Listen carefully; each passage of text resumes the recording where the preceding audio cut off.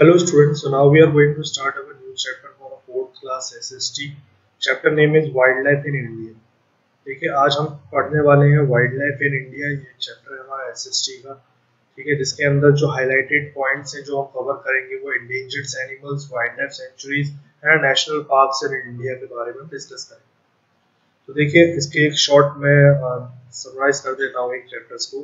जैसे India is the home of a large variety of a wild animal. India एक ऐसा घर है जहाँ पर आपको कई तरीके के एनिमल्स, यहाँ पर वाइल्ड एनिमल आपको मिलेंगे। ठीक है, पैट भी मिलते हैं, हर तरीके के एनिमल है, लेकिन ये चैप्टर स्पेशली जो हम पढ़ने वाले हैं वो वाइल्ड लाइफ के ऊपर है। तो ऑब्वियस सी बात है, हम आगे भी वाइल्ड लाइफ के बारे में ही डिस्कस करेंगे। तो इंडिया जो है ऐसा घर है जहाँ पर हमारे large variety of wild animals यहाँ पर आपको मिलते हैं। We also have a national parks आपको यहाँ मिलेंगे, वाइल्ड लाइफ सेंचुरीज होंगे। ये जो बनाए गए हैं वो गवर्नमेंट द्वारा स्थापित किए गए हैं ताकि जो हमारे एनिमल्स हैं उनको बचा सकें, जो लार्ज नंबर लार्ज स्केल पर जो खत्म होते जा रहे हैं धीरे धीरे। उसी से रिलेटेड हम इस चैप्टर के अंदर पढ़ने वाले हैं। Coming on to the next page. तो endangered animal wild life sanctuary and national park in India. ठीक है, सबसे पहले है हमारा इंडेंजर्ड एनिमल।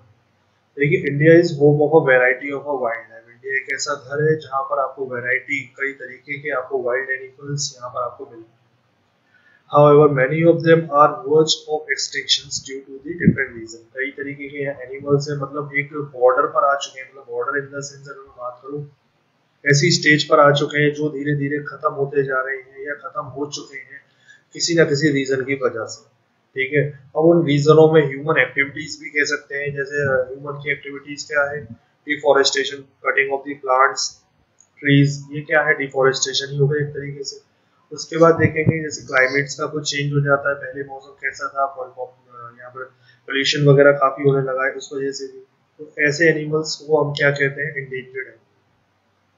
अगर आपसे डिफाइन पूछी जाए तो आप दूसरे वर्ड में डिफाइन अगर लिखेंगे तो वो ये है, animals that are in danger of becoming extinct are known as a endangered animal. वो एनिमल जो खतरे में है, ये खत्म होने की मतलब प्रक्रिया में है, जो खत्म हो रहे हैं, अपने धीरे धीरे प्रजाति उनकी खत्म होती जा रही है।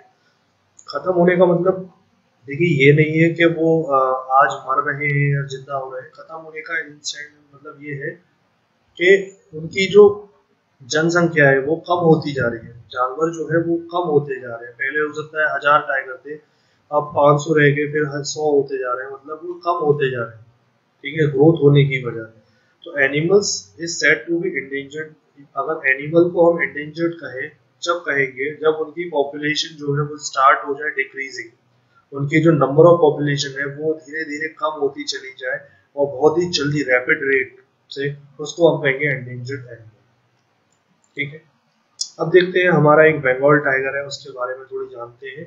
तो बंगाल टाइगर जो है also known as the Indian tiger, उसको इंडियन टाइगर के नाम से भी बोला जाता है, जो कि हमारा नेशनल एनिमल है हमारे India, and is considered as the second largest type of a tiger in the world. और जो दूसरे टाइप का सेकंड लार्जेस्ट टाइगर माना जाता है पूरे वर्ल्ड में।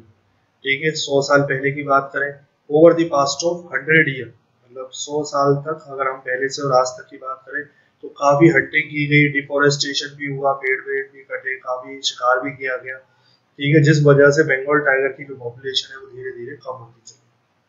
ठीक है, there are a powerful nocturnal hunters. Nocturnal hunter मतलब ऐसे ग्रुप और ऐसे लोग जो कि हंटिंग वगैरह करते हैं, उन्हीं की बात हो रही है यहाँ पर। That travel smile in search of their pray. और वो क्या करते हैं, कई दस्ते अपने ट्रेवल करते हैं जस्ट अपने शिकार को पकड़ने के लिए।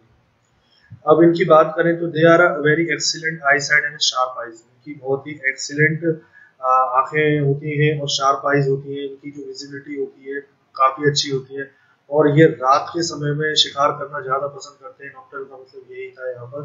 ठीक है, द फ्यू रीजन, कुछ ऐसे रीजंस बताए गए हैं यहाँ पर जिसकी वजह से जो टाइगर है, द बंगाल टाइगर है, वो रिड्यूस होते जा रहे हैं, उनकी जो पॉपुलेशन है वो कम होती जा रही है। उनमें से सबसे पहला है हमारा हंटिंग।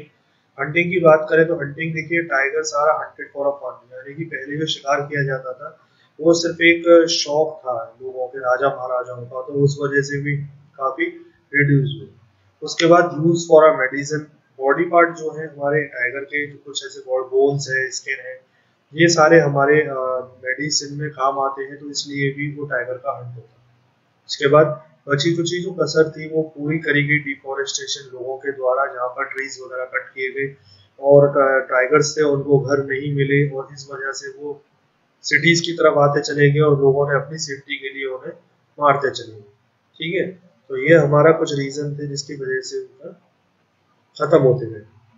उसके बाद आते हैं हम प्रोजेक्ट टाइगर वॉज इन इनहेबिटेट्स, यानी कि बात करें अगर प्रोजेक्ट टाइगर, ठीक है, तो प्रोजेक्ट टाइगर का जो इनिशिएट किया गया था, प्रोजेक्ट टाइगर एक बनाया गया था जो कि गवर्नमेंट द्वारा था, जो कि 1973 में बनाया गया था, जो कि इसमें जो लॉ बनाया गया था, जो इसके अंदर जो एक्ट बनाया गया था उसमें ये बोला था आपका हंटिंग और कंजर्वेशन ऑफ टाइगर्स के लिए कुछ कंट्री में कुछ ऐसे नेशनल पार्क और वाइल्ड लाइफ सेंचुरीज हम लोग बनाएंगे या बनाई भी गई उस जगह पर। ठीक है, जिसमें हमारा सबसे जो फेमस था उत्तराखंड का जिम कॉर्बेट नेशनल पार्क था, पाना टाइगर रिजर्व मध्य प्रदेश में, और सरिस्का टाइगर रिजर्व राजस्थान, जो कि सेवरल मेजर किए गए, मतलब कई ऐसे कदम उठाए गए हमारे टाइगरों को बचाने के लिए। उसके बाद हमारे थे forest outlets, outlets in found in the forest of the southern Madhya Pradesh, यानी कि ये इस तरीके से एक आउल था। ठीक है, फॉरेस्ट आउलेट, ठीक है, ये हमारे एक आउल प्रजाति का ही एक छोटा सा, बिल्कुल छोटा सा मेंबर था उनकी फैमिली का, यानी कि जो आउल होते हैं उनकी उपेक्षा में ये बहुत ही छोटा था, जिसका साइज था 23 सेंटीमीटर, जो कि लेंथ में। ये आपके कहाँ मिलते थे, साउदर्न मध्य प्रदेश या नॉर्थ वेस्टर्न, नॉर्थ सेंट्रल में महाराष्ट्र में पाए जाते थे। देखिए आमतौर पर जो आउल होते हैं वो रात में ही शिकार करते हैं, ठीक है, लेकिन ये एक आउल ऐसा था जो दिन के टाइम में भी एक्टिव रहता था। ठीक है, ड्यू टू दी बर्निंग, अब ये क्यों खत्म हुए, क्योंकि burning, cutting down of trees, forest के कई सारे ऐसे चीजें की गई इंसानों द्वारा, जिसके द्वारा ये आउल थे वो यहाँ से खत्म होते चले गए और धीरे धीरे, लेकिन मतलब पूरी तरीके से तो नहीं कहूँगा, कभी कहीं मिल जाते हैं, लेकिन इनका एक तरीके से खत्म ही हो चुके। तो government of India has banned the hunting and trapping of the owls, इसलिए जो गवर्नमेंट ऑफ इंडिया ने हंटिंग के लिए बैन किया गया, उसके बाद जो शिकार करना आउल्स का उसके लिए भी पूरी तरीके से खत्म कर दिया गया, protect them from the being exist, ताकि ये पूरी तरीके से ना खत्म हो जाए। ठीक है, तो इसलिए इसकी भी सेव किया गया गवर्नमेंट द्वारा। उसके बाद है हमारा wild life sanctuary national park in India के बारे में। तो government of India is decided to allocate, तो गवर्नमेंट ऑफ इंडिया ने क्या किया, कुछ ऐसी लैंड्स जो थी जहाँ पर काफी एनिमल्स जिस जगह पर थे और वहाँ पर फॉरेस्ट था, जंगल वगैरह थे, उस जगह को एक प्रिजर्व कर दिया, यानी कि उनको एक प्रोवाइड कर दी, वाइल्ड लाइफ स्पीशीज में उनको कन्वर्ट कर दिया गया। यहाँ पर जो एनिमल्स थे, ट्रीज थे, जो पूरी तरीके से धीरे धीरे खत्म होते जा रहे थे, तो वहां पर उन्होंने वाइल्ड लाइफ सेंचुरीज और नेशनल पार्क्स को डिक्लेयर कर दिया, जिसमें उन्होंने बोला कि इनके अंदर ना कोई ट्री कट होंगे, ना ही कोई एनिमल्स हंटिंग होगी। ठीक है, इस तरीके से पूरी तरीके से वो एरिया जो थे वो सेव कर दिए गए गवर्नमेंट के द्वारा। ठीक है, जिससे वहां पर नेचुरल सराउंडिंग बनी रहे और वाइल्ड लाइफ, जो वाइल्ड एनिमल्स जो है वो उसके अंदर प्रोटेक्ट भी रहे और वहां पर उनको घर प्रोवाइड रहे। उसके बाद wild life is protected from the hunters and poachers.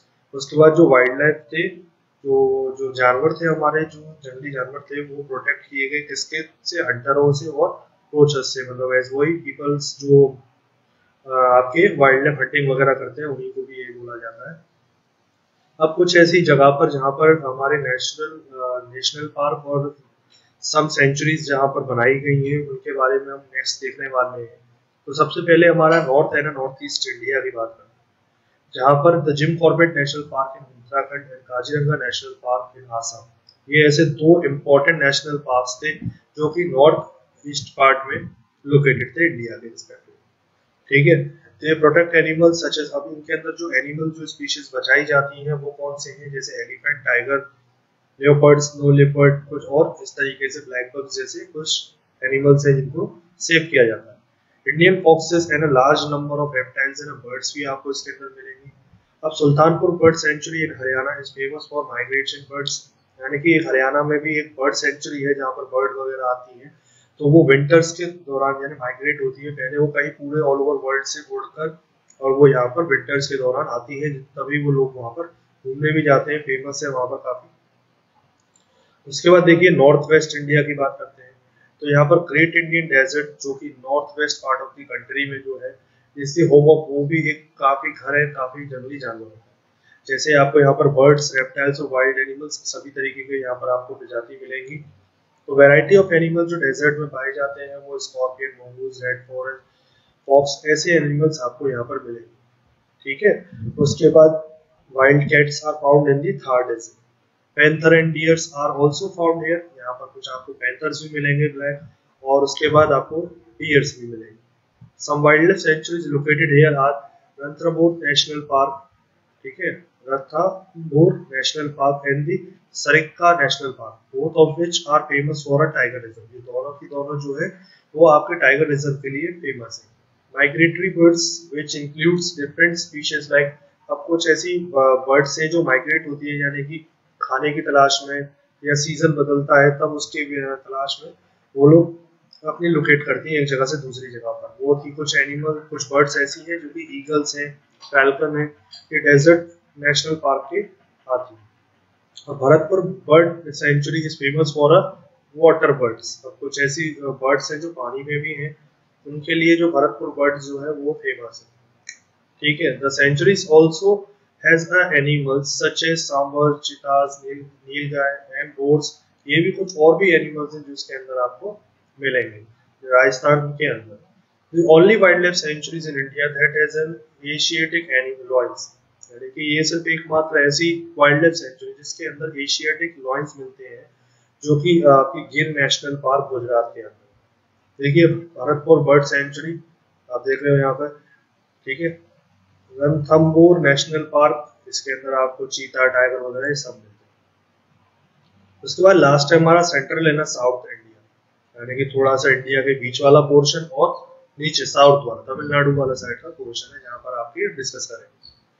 तो लार्ज फॉरेस्ट एरिया है यहाँ पर, कई बड़ा एरिया यहाँ पर कवर करता है जो कि कंट्री का फॉरेस्ट में सेंट्रल एंड साउथर्न पार्ट, जो कि कई बर्ड्स और कई एनिमल्स की होम है। वैरायटी ऑफ बर्ड्स आपको यहाँ पे मिलेंगी। तो कुछ ऐसे वाइल्ड लाइफ सेंचुरी जो पार्क यहाँ पर आपको रीजन मिलेंगे वो है Periyar national park, Kanha national park, Bandipur national park and Anamalai wild life sanctuaries, ये आपके यहाँ पर प्रेजेंट है।